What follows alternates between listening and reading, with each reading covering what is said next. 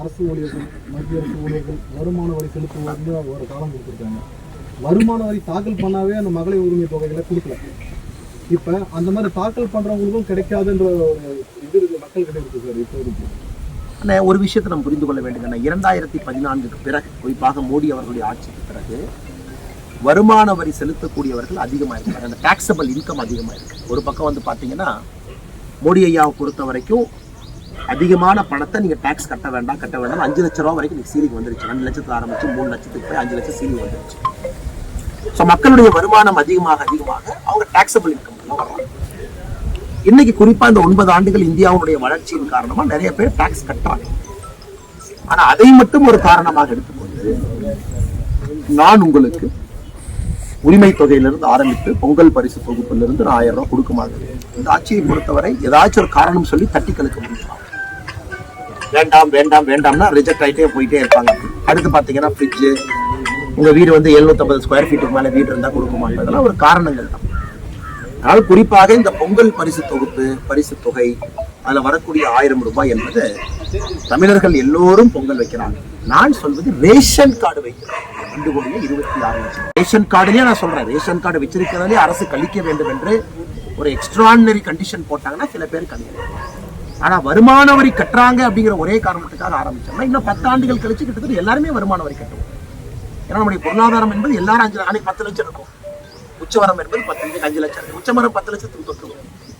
அப்படி இருக்கும்பொழுது ஒரு கண்டிஷனாக வச்சிங்கன்னா யாருக்குமே கிடைக்காது. திராவிடம் இன்னொன்று பார்த்தீங்கன்னா ரொம்ப ஆச்சரியமா இருக்கும். ஒரு முழு கரும்புன்னு சொல்லியிருப்பாங்க.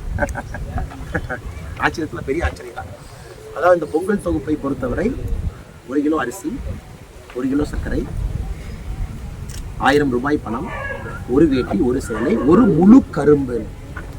அதாவது ஒரு கரும்பு கொடுக்கற கூட கணக்கு பார்க்கக்கூடிய ஆட்சியாக இன்னைக்கு திமுக மாறி இருக்கு.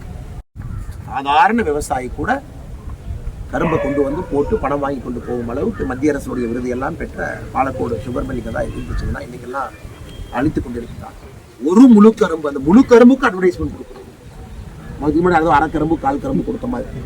அதனால மாநில அரசு அந்த போக்கை மாத்திக்கணும். ஒன்று அறிவிச்சுட்டு எப்படி தட்டி கழிப்பதற்காக இந்த இன்டூ மார்க் போடுற மாதிரி ஒன்று போட்டுட்டு வர்றாங்க. இது எங்க போய் நிற்கும் நினைக்கிறேன்.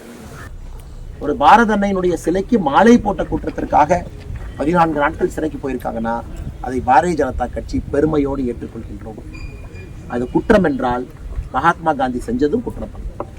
இதை குற்றம்னு தமிழக அரசு சொல்லிச்சுன்னா 1919 1947 வரை மகாத்மா காந்தி அவர்கள் செய்ததும் குற்றம் தான். அது குற்றம் இல்லைன்னா இது குற்றம் கிடையாது. அதை பெருமையா ஏற்றுக்கிறோம். நமக்கான காலம் வரும், அதற்காக உழைத்துக் கொண்டிருக்கின்றோம். அன்பான வேண்டுகோள் பத்திரிகை நண்பர்கள், இது ஐடியாலஜியை தாண்டி, பிஜேபியை தாண்டி சுப்பிரமணிய சிவா ஐயாவுக்கா, அவருடைய கனவுக்கா, அவர் இந்த பத்திரத்துல என்ன எழுதியிருக்கின்றார்களோ அதற்காக இங்க ஒரு கோயிலை கட்டணும்.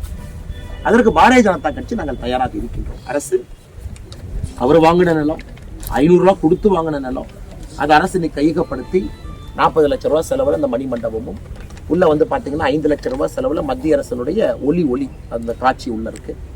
இன்னைக்கு அரசு இல்லை நாங்கள் கட்டுறதுக்கு தயாராக நாங்கள் கட்டி அரசு கொடுத்தோம். எங்களுக்கு எதுவும் வேண்டாம், பாரதிய ஜனதா கட்சி பேர் எங்கேயும் வராது, ஒரு கொடி நாங்கள் வச்சுட்டு போறதில்லை. அந்த கோவிலை கட்டி தமிழக அரசுக்கு நாங்கள் ஒப்படைத்து விடுகின்றோம்.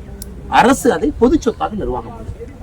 இன்னைக்கு இந்த மண்ணில் இருந்து நாங்கள் வைக்கிற கோரிக்கை தான். நாங்கள் கோயில் கட்டி கொடுத்தோம், தமிழக அரசு அதை பொதுமக்களுடைய பயன்பாட்டுக்கு கொடுத்தாங்கன்னா இந்த மண்ணினுடைய, இந்த மைந்தனுடைய, இந்த அற்புதமான தலைவர்களுடைய, இந்த வேள்வியை ஏற்படுத்திய அந்த அற்புதமான வேங்கையினுடைய ஆன்மா என்பது சாந்தி.